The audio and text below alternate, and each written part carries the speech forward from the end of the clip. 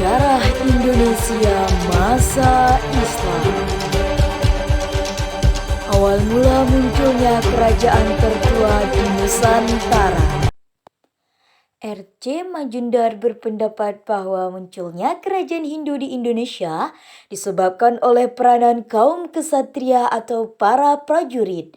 Sedangkan N.J. Kom menekankan peranan para pedagang India dalam proses munculnya kerajaan Hindu-Buddha di Nusantara.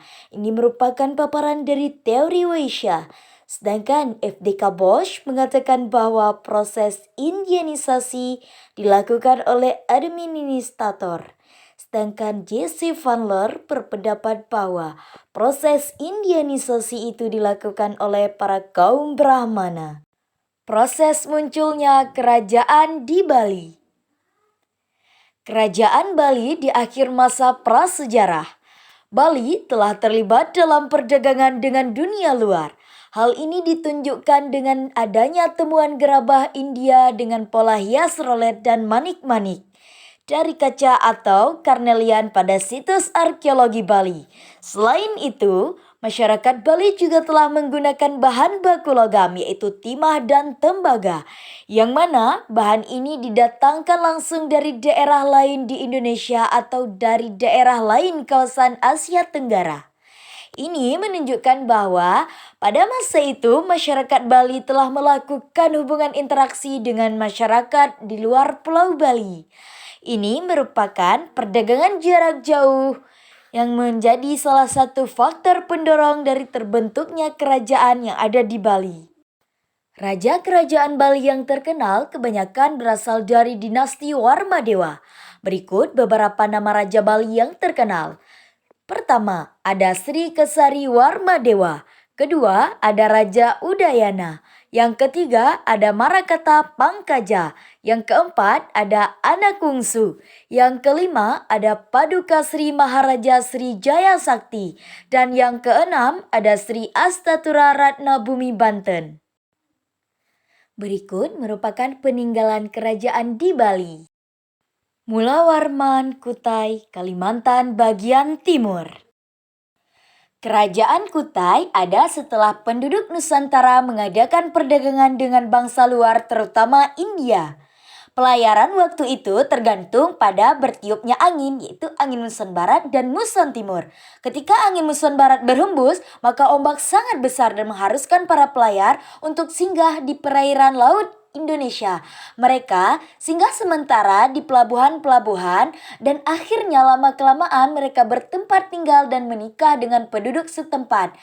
Maka dari pernikahan itu terjadilah percampuran antara budaya India dengan budaya lokal. Percampuran budaya ini juga melahirkan kerajaan yang bersifat Hindu yang mana dipimpin oleh seorang raja. Namun, sebelum pengaruh kebudayaan India masuk, sistem pemerintahan itu dipegang oleh kepala suku. Bukti yang bisa kita lihat terkait kerajaan tertua di Indonesia ini ialah berupa 7 buah prasasti yang dipahatkan di atas tiang-tiang batu yang disebut yupa. Ini merupakan bukti peninggalan dari kerajaan Kutai yang berupa prasasti yupa. Purnawarman Tarumanegara di Jawa bagian barat.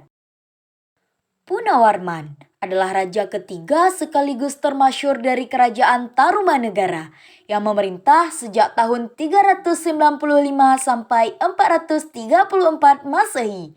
Namanya dikenal dalam prasasti Ciaruten, prasasti Jambu, dan prasasti Tugu, serta diperkuat dengan naskah Wangsakerta.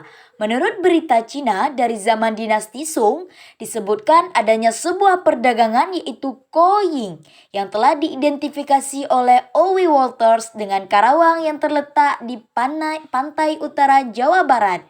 Walters menduga bahwasanya pada awal perkembangannya, Tarumanegara telah menjadi pusat perdagangan di kawasan Asia Tenggara. Ini merupakan inskripsi Raja Purnawarman, yaitu terdiri dari beberapa prasasti, yaitu ada prasasti Lebak, prasasti Ciaruten, prasasti Jambu, prasasti Kopi, prasasti Tugu, prasasti Awi, dan prasasti Cianten. Dan juga terdapat penemuan arkeologi berupa dua buah kompleks percandian bata di daerah pantai utara Karawang. Sistem kepercayaan, kehidupan di Tarumanegara. Agama yang dianut oleh Raja Punawarman dan rakyatnya adalah Hindu Siwa, dengan kaum Brahmana sebagai pemegang peran penting dalam upacara. Sikap toleransi beragama pada masa ini cukup tinggi, dibuktikan dengan adanya agama Buddha dan agama nenek moyang, yaitu animisme. Kerajaan tertua lainnya di Nusantara. Kerajaan awal di Sumatera bagian selatan. Pertama, ada Kerajaan Tulang Bawang. Kerajaan ini merupakan salah satu kerajaan tertua di Sumatera yang berada di Lampung. Data tentang kerajaan ini bisa kita peroleh dari sumber Cina yang berasal dari keabad kelima, yaitu dari kitab Liu Xiongxiu. Dalam kitab ini memuat bahwa Kerajaan Tulang Bawang telah menjalin hubungan diplomatik dengan Kekaisaran Cina. Yang kedua ada Kota Kapur. Hasil arkeologi yang dilakukan di Kota Kapur Pulau Bangka tahun 1994 didapatkan bahwa kemungkinan adanya sebuah pusat kekuasaan sebelum munculnya Kerajaan Sriwijaya. Yang ketiga ada Kerajaan Holotan.